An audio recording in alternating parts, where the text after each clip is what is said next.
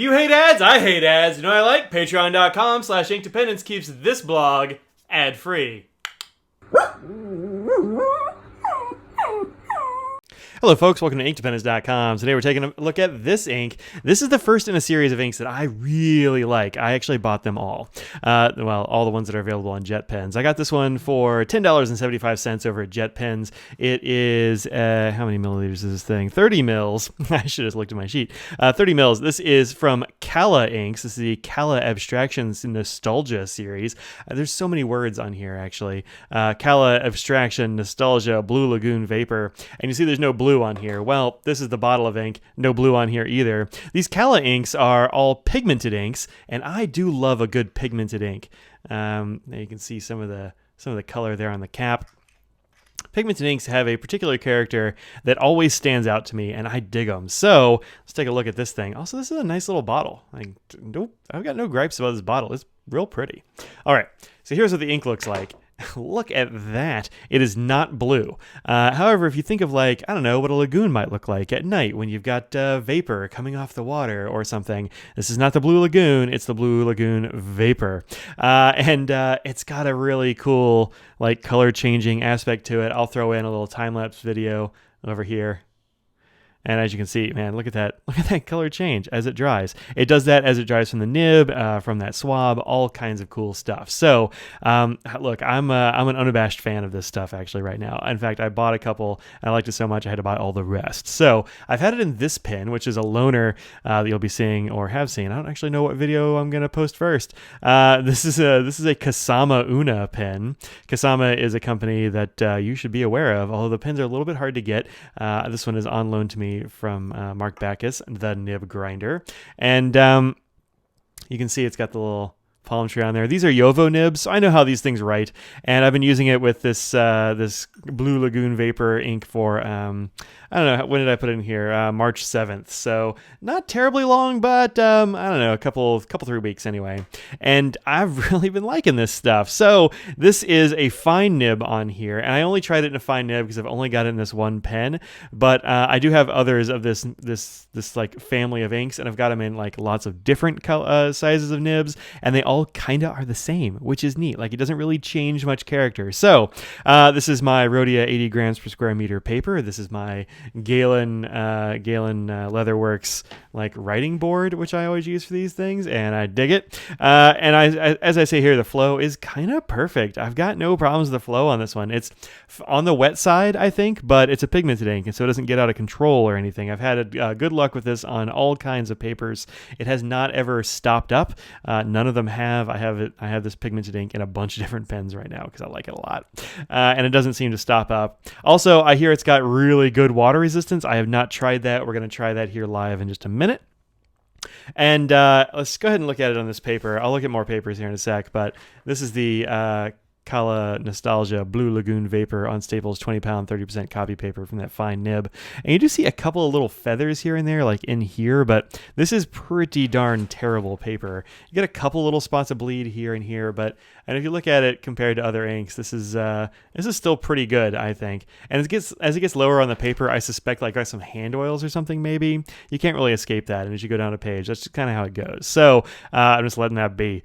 But yeah, no real problems here. Just a couple little tiny spots of bleed, some show through, but no big deal. And on other papers, of course, totally great. So there you go. On this paper, this Rhodia paper, of course, no problems at all. None. It's great. It feels nice. It looks good. It flows well. It dries fairly quickly. I mean, it's Rhodia paper, so it always takes a little extra time. So the only thing about this ink is that there are a bunch of inks in this Nostalgia series that are in this kind of color family, like that are in this, like they look very similar, I think. And so like maybe you don't need all of them is all I'm saying. So let's take a look at, well, let's try some water on this thing. It is a pigmented ink, and often these are extremely water fast. So let's see how it goes. There we go. All right, water. Here we have it. Get some of that on there real good. And yeah, that's kind of what I expected. Just a whole lot of really nothing going on there. Let's give it a sec and see if it'll loosen up over time.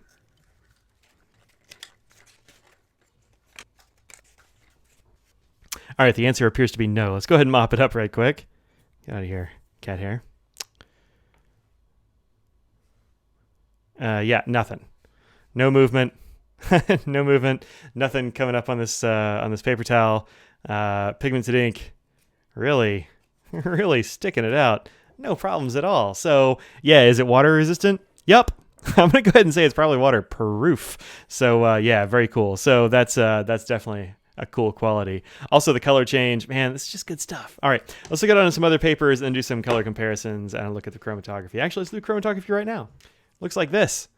Nothing much changed here. You see a little bit of movement, but I left that in the water for quite a while. Up to here. I didn't you don't get it past this line, but yeah, just a whole lot of not nothing. So here for comparison is a more normal sort of ink. I got this all cattywampus. Oh no, it's not. Where is it? So this is KWZ's Gray Plum. And you can see when these are put side by side, quite a bit of difference. And I think I left this in the water slightly less time, just it kind of stopped moving, so I let it do its thing. But not much movement here. And on the page, zero movement. So that's neat. Okay, so here it is on some different papers. Let's start out here at the Ink Journal. This is Tomoe River paper, of course. And that's what it looks like on Tomoe River paper, which is pretty much exactly the same as it looked like on every other paper. It's very consistent and constant. There's that one. Then, of course, we have our Inky Fingers currently inked notebook. This is wheat straw paper, and I really like this wheat straw paper. It's good, normalish feeling paper, and yeah, it looks about the same on all these papers because pigmented ink just kind of behaves that way. And of course, nothing is going through any of these papers or anything like that. So we are good there. Okay, now for color comparisons, I don't have terribly many, and a lot of them are Kala inks. So there is Kala Nostalgia Blue Lagoon Vapor, which I got from Jet Pens again. Here is the closest totally normal ink, I guess. Well, I don't know. I have a couple of these that are kind of close. This is Three Oysters Doldam, which I thought was going to be closer, and it's not really that close at all. It's much more of a slate, but you do have some of these same brown tones that you get in here-ish, but nothing really. Not really that much the same. Here's Faber-Castell Stone Gray, just to show this as a comparison against a pretty solid gray with some brown tones. But again, not the same. Then here we have Rohr and Klingner Sketch Ink Lily, which is my favorite out of that set, I think, which is a stronger brownish gray tone here, but not as light. It gets way darker. I think it's just more saturated or something like that. Then two Kala Nostalgia inks that are pretty darn close. Here is Winter Dawn, which actually make this a little bit bigger. There we go. Kala Nostalgia Winter Dawn, which is a slightly lighter version of Blue Lagoon Vapor, very, very close. And then thirdly, Kala Nostalgia Ocean Breeze, which is kind of where, I think this might have been the first one I inked up. I'm fairly sure it was. And these three, as you can see, are all very, very similar. So while they're not identical, they are very close. And so I don't think you need all three, but, get one of them because this is a cool color and it behaves real well. So there you go. All right.